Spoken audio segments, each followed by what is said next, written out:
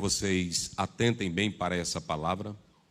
Tudo que se planta, tudo que se investe, tudo que nasce, tem que fazer o quê?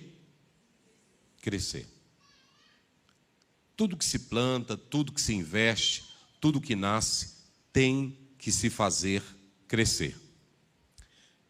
E quando a gente fala sobre isso, é claro que se eu fosse ampliar essa temática para o campo secular, nós teríamos que tratar disso na filosofia, na psicologia e no lado profissional, que são as áreas que abarcam hoje a questão do crescimento.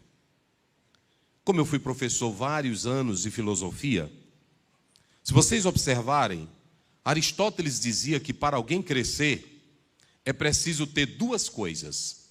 É preciso ter potência e é preciso ter ato. Ele dizia que era necessário potencializar atos da vida marcado pelas boas virtudes, a moralidade, a ética, os bons princípios, para você potencializar. Mas ele dizia que não bastava apenas a potência, era preciso transformar isso em atos, porque a vida não é feita só de potência, ela é feita de atos. E esses atos, eles se transformam em hábitos. E ele dizia que isso era importante para a vida do ser humano. Então, quando você olha para Aristóteles na Ética que ele escreve, ou que escreveram sobre isso dele, ele falava sobre a necessidade de potencializar esses atos. Depois vem Platão. No mito da caverna, Platão dizia o seguinte: quem continua no estado de ignorância não cresce. E quem fica com pessoas ignorantes também não cresce. Porque se você ficar dentro da caverna e crescer, as pessoas que estão na caverna serão medíocres e não entenderão o seu crescimento. Por isso, ou você sai da caverna, ou você vai ter que tentar mudar as pessoas que estão dentro da caverna. Então ele dizia que crescer era sair da ignorância. Crescer era sair de um sistema, de uma vida de ilusões, para uma vida de realidade. É isso que ele expõe no mito da caverna. Quem já estudou sabe muito bem disso. Então esses dois filósofos tratavam sobre isso. Mas nós vamos ter um camarada que vai tentar atrapalhar tudo, que é o grande nihilista Nietzsche. Nietzsche dizia que crescer era romper. Romper com o medo, romper com o sistema, romper com a cultura, romper com a igreja, romper com tudo.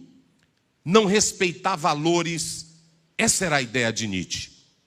E é esse camarada como Nietzsche, Jean Baudrillard, é esse camarada como Michel Foucault, que eles possuem voz nas universidades.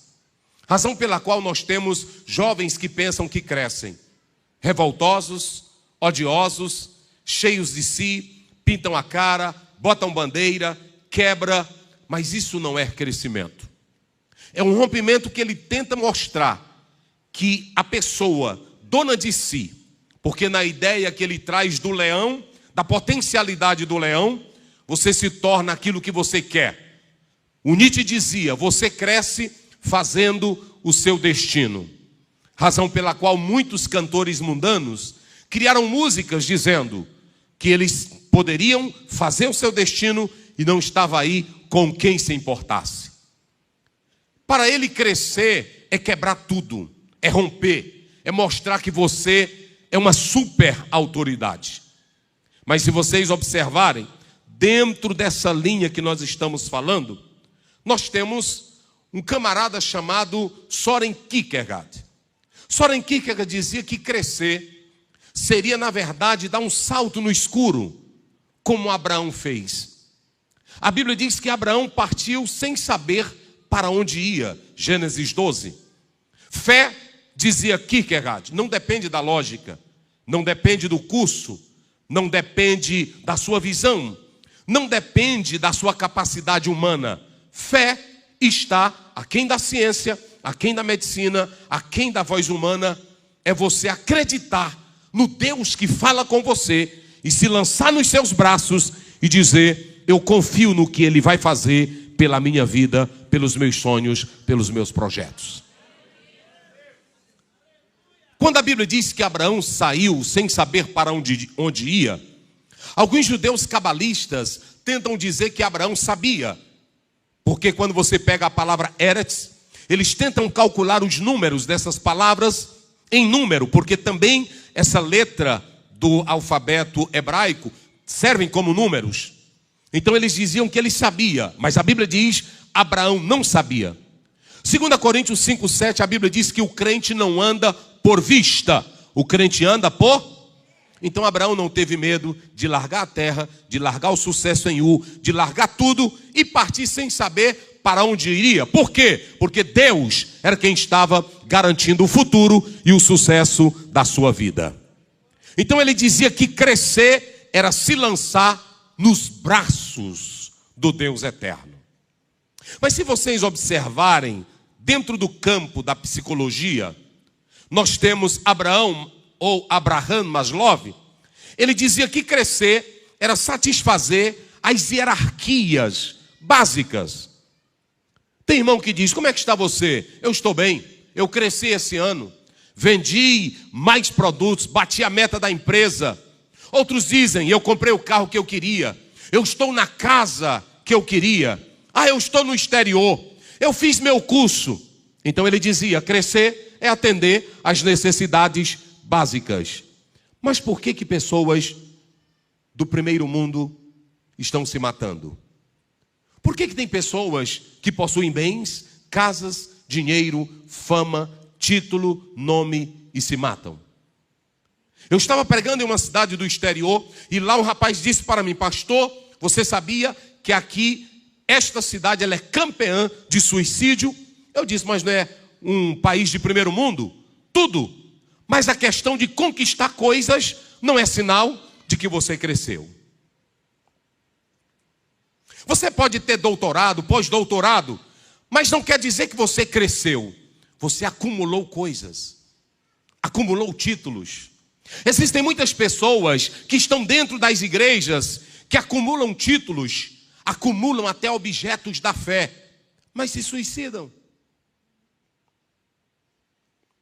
O Senhor Jesus Cristo disse em Lucas 12: a felicidade de um homem não consiste nos bens. Então a ideia de Abraão Maslow não estava certo para Jesus. Mas quando você olha para Carl Roger, ele dizia que crescer é o processo de se tornar mais humano, mais gente. E ele dizia que envolvia o ambiente, envolvia as pessoas, envolvia a capacidade humana. Crescer é se tornar mais humano. Ele dizia dessa forma.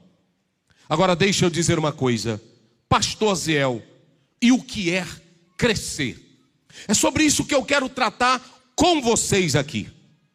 A Bíblia diz em Hebreus 10:39, nós não somos daqueles que retrocedem, nós somos daqueles que avançam.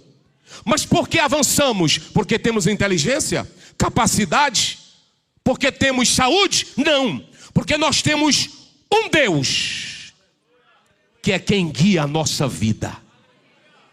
Em João 15:5 ele disse: se vocês estiverem em mim, essa vara na videira, vocês vão crescer. Porque sem mim, o que ele disse? Não, mas só quem tem boca, diga bem forte. O quê? Nada podeis fazer. Então escute uma coisa aqui esta noite. Quem são os que retrocedem, pastor Ziel? Os que se colocam como vítimas. Eu não cresci porque o pastor não me deu oportunidade. Eu não cresci porque o sistema é opressor. Eu não cresci porque eu sou negrinho. Vítima. Eu não cresci por causa do meu marido. Eu não cresci porque o sistema é forte. E como Lutero cresceu contra um império eclesiológico que não tinha ninguém que ousava se levantar contra a igreja. E como Dietrich Bonhoeffer cresceu e que as suas palavras se tornaram fortes contra o nazismo, que até hoje os seus escritos como discípulo fala fortemente.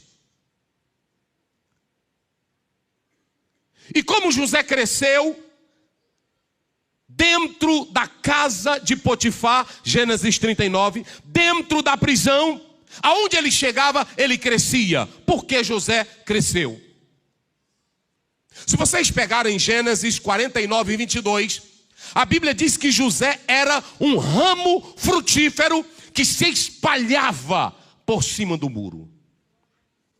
E a minha pergunta é: você é um talo, uma estaca, ou você é um ramo frutífero?